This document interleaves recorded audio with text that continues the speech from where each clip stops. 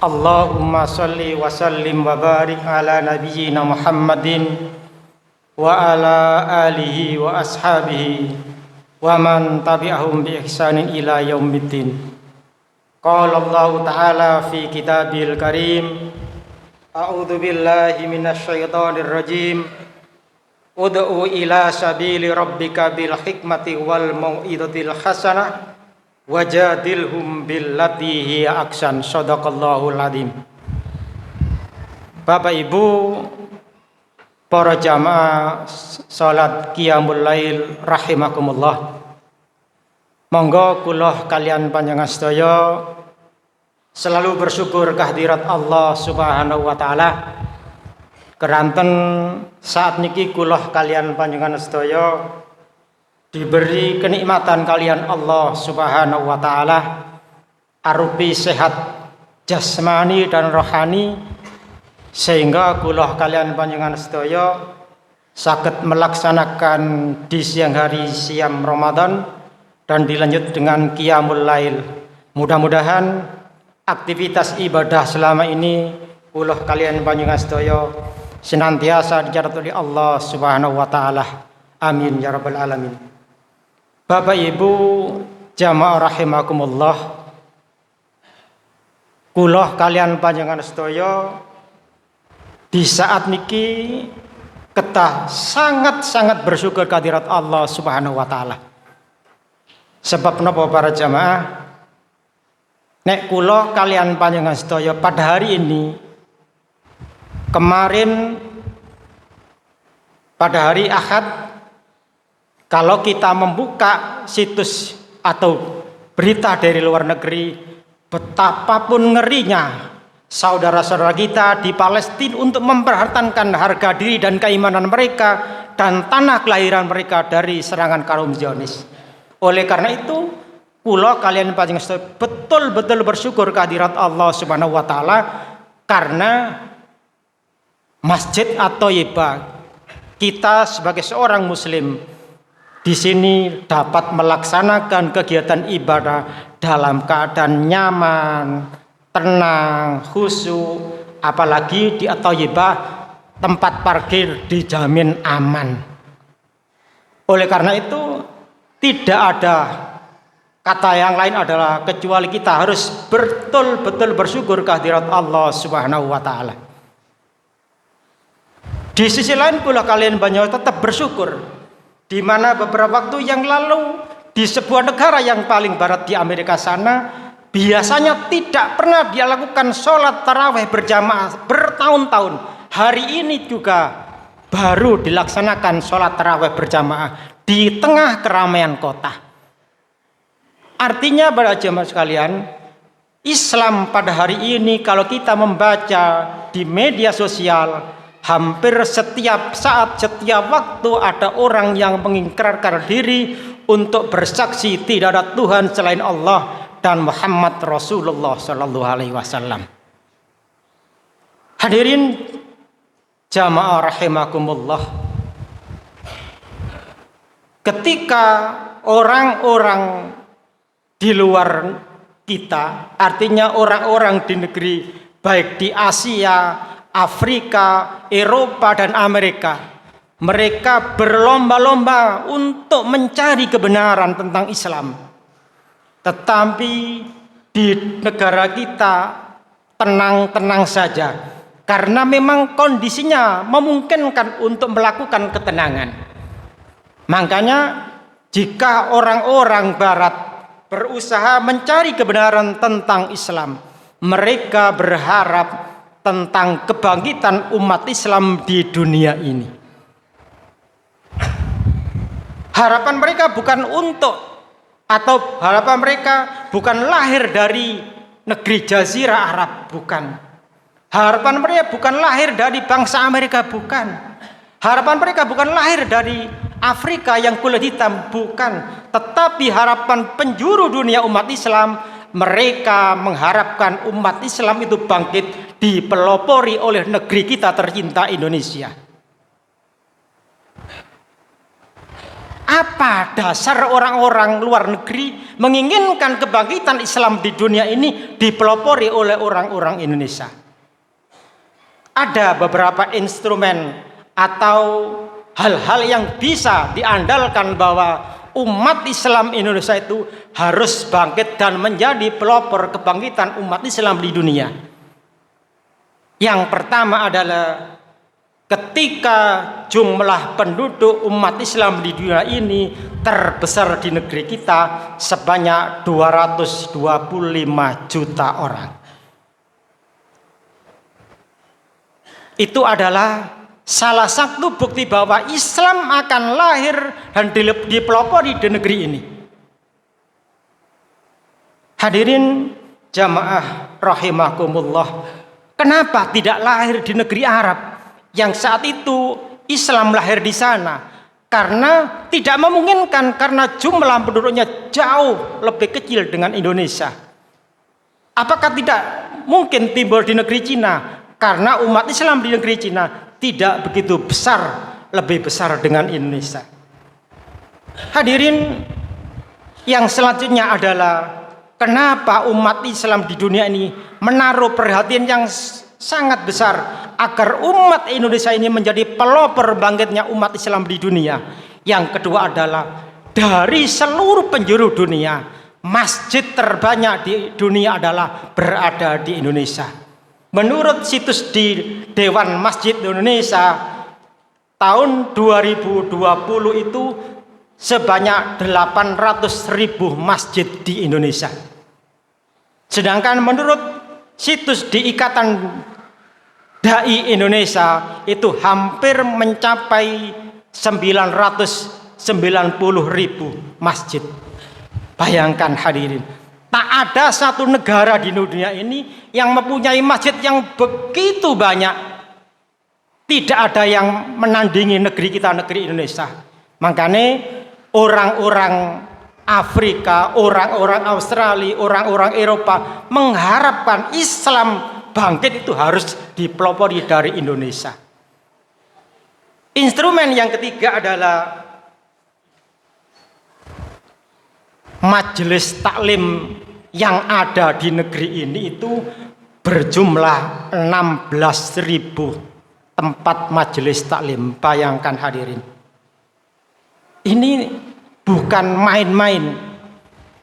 Makanya kita selaku umat Islam yang berada di sana harus aktif dan selalu menjunjung tinggi di mana kita tinggal, di mana kita ada, di lingkungan kita ada tempat majelis taklim. Kita harus tetap konsisten untuk menjaga, melestarikan tempat-tempat majelis taklim itu agar umat Islam ini tidak begitu mudah terombang-ambingkan dengan situasi. Karena dunia mengharapkan bahwa Indonesia diharapkan menjadi pelopor bangkitnya umat Islam di dunia.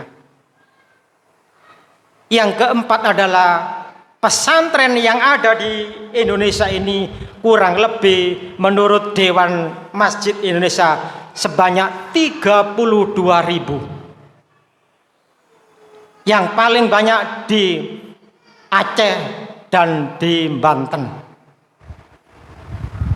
Kemudian instrumen yang kelima adalah organisasi umat Islam di dunia itu paling banyak 3, 4, bahkan 1. Sedangkan di Indonesia ada 20 organisasi kemasyarakatan atau organisasi Islam.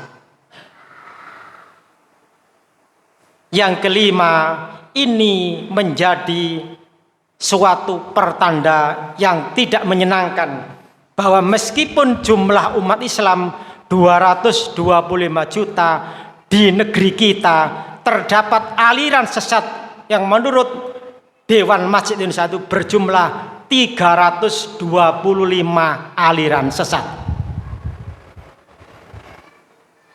Kalau umat Islam tidak mengetahui ciri-ciri aliran sesat, maka mungkin pada hari ini kita belum tersentuh dengan aliran sesat, tetapi anak generasi kita belum bisa membedakan mana aliran sesat dan aliran tidak. Maka bentengnya kita adalah tetap istiqomah mendatangi kajian-kajian di majelis taklim ataupun di masjid-masjid. Yang sungguh mengerikan adalah menurut catatan Dewan Masjid, bukan hanya aliran sesat, tetapi Indonesia mempunyai nabi palsu sebanyak 132 nabi palsu. Yang menghebohkan beberapa tahun yang lalu adalah Ahmad Musaddiq. Ini harus diketahui dari generasi kita. Dan yang terakhir adalah kenapa diharapkan? Karena di negeri ini bukan hanya timbul nabi palsu, tetapi muncul juga dengan malaikat palsu, Lia Eden yang mengguncangkan dunia. Itu berasal dari Indonesia. Pertanyaannya sekarang, sampai kapan Indonesia akan melahirkan pelopor pemimpin dunia yang mengasaskan Islam itu bisa terwujud? Jawabannya adalah karena kita umat Islam belum mau melaksanakan apa yang saya sampaikan di surat An-Nahl ayat yang ke-125, ud'u ila sabili rabbika bil hikmati wal mau'izatil hasanati wajadilhum billati hi aksan. Ud'u, ajaklah. Perintah ini bukan ditujukan kepada para mubaligh, bukan para kiai, para ustadz, tapi semua umat Islam yang membaca firman Allah ini. Ud'u ila sabili rabbika, ajaklah, serulah, bimbinglah ke jalan Tuhanmu dengan penuh hikmah wal mau'izatil hasanah, dengan pelajaran yang baik. Yang menjadi kenyataan bagi kita sekarang adalah karena ayat ini ditumpuh atau diserahkan kepada para mubaligh, para kiai, para ustadz, sementara kita yang merasa membaca tidak pernah berbuat sesuatu untuk mengajak orang-orang lain untuk ke jalan Tuhan Rabb kita. Hadirin para jamaah rahimakumullah, Rasulullah Shallallahu Alaihi Wasallam juga bersabda, "Ballighu anni walau ayah." Sampaikanlah kepada orang sekitar Anda hanya satu ayat. Kembali kalau lagi saya sampaikan bahwa hadis ini Rasulullah tidak menekankan untuk para kiai, para mubaligh, para ustadz, tapi semua umat Islam untuk menyampaikan sesuatu kebenaran kepada orang lain di sekitar kita. Tetapi kenyataan yang pada hari ini adalah banyak atau ada sebagian dari teman-teman kita ketika mengajak kepada jalan Tuhanmu itu orang-orang yang sudah melakukan jalan kebaikan. Artinya kenapa? Kalau kita mau mengajak ud'u ila sabil, ajaklah mereka yang belum benar-benar melakukan kebaikan. Artinya orang yang belum mendapat petunjuk, mari kita ajak untuk mendekat kepada agama Allah, kepada agama kebenaran. Jangan mengajak orang yang sudah berbuat berbaik untuk diajak kelompok sana kelompok sini. Akhirnya jumlah umat Islam yang seharusnya bertambah, akhirnya bukan bertambah jumlahnya, tetapi hanya ganti baju. Yang biasanya baju polos menjadi baju loreng, yang biasanya menjadi hijau jadi baju kuning, dan lain sebagainya. Itu yang terjadi pada saat ini. Makanya kula kalian panjenengan sedaya yang pada hari ini punya kemampuan apa saja untuk mengajak orang ud'u ila sabili rabbika, monggo sesuai dengan tugas dan fungsi kita di masyarakat. Kalau pada hari ini kita selaku Pak RT, monggo diajak warganya. Kalau pada hari ini kita selaku pimpinan baik di instansi pemerintah maupun di swasta, diajak anak buahnya untuk menyeru kepada Allah Subhanahu wa taala. Dengan demikian ketika manusia 225 ini masing-masing mempunyai tugas sendiri-sendiri untuk tetap melaksanakan kewajiban kita, amar ma'ruf dan nahi mungkar. Ini harapan kita, bukan hanya harapan kita selaku umat Islam di dunia, di Indonesia, tetapi harapan umat Islam di seluruh dunia. Hadirin jamaah rahimakumullah, jika kita menyadari dengan sepenuhnya, tentunya kita akan selalu mawas diri betapa pentingnya kula kalian panjenengan sedaya mengajak sebuah kebaikan dari orang yang belum tahu kebaikan, diajak tentang kebaikan. Dari mereka yang belum tahu tentang kebenaran, diajak tentang kebenaran. Dari mereka yang belum tahu bisa baca Al-Quran, kita ajak baca Al-Quran. Insya Allah, jika ini ada kemauan dari pribadi kita masing-masing, insya Allah harapan dunia dan harapan umat Islam akan terlahir, bahwa perubahan umat Islam di dunia ini akan dimulai atau lahir dari negeri kita Indonesia. Mudah-mudahan bisa memberikan motivasi kepada saya pribadi dan kepada para jemaah sekalian, sehingga ketika kita mengajak kebaikan kepada orang yang belum pernah melakukan kebaikan, kita harus mendasari dengan ud'u ila sabili rabbika bil hikmah wal mau'idatil hasanah, dengan bijaksana, dengan pelajaran yang hikmah. Demikian, kurang lebihnya mohon maaf. Akhirul kalam, kurang lebihnya mohon maaf. Assalamualaikum warahmatullahi wabarakatuh.